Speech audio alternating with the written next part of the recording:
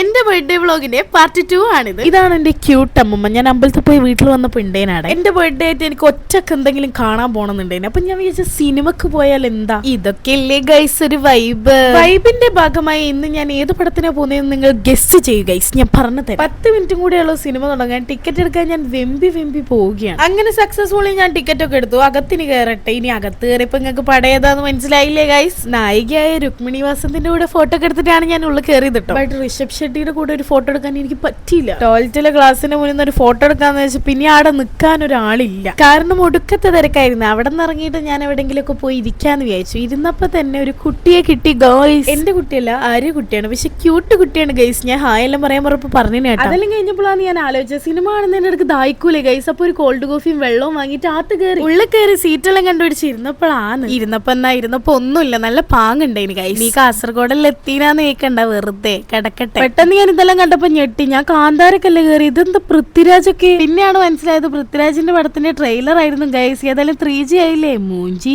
അങ്ങനെ നമ്മുടെ പടം തുടങ്ങിയിരിക്കുകയാണ്. കാന്താരന്റെ മോനെ ഞാൻ പ്രാർത്ഥിക്കുകയൊക്കെ ചെയ്തു ഗൈസ് പടം കണ്ടിട്ട്. അങ്ങനെ ഇന്റർവെൽ ആയിട്ട് ഇത് കണ്ടതിന്റെ ഷോക്കും പിന്നെ ഒരു ഐസ്ക്രീം കഴിക്കാനുള്ള ത്വരയും കൊണ്ട് ഞാൻ പുറത്തിറങ്ങി ഐസ്ക്രീം ഒക്കെ വാങ്ങി ആത്തേറിട്ടു. ഈ പടത്തിന്റെ മെയിൻ ആട്ടോ അലർച്ച എനിക്ക് ഭയങ്കര ഇഷ്ടമായി.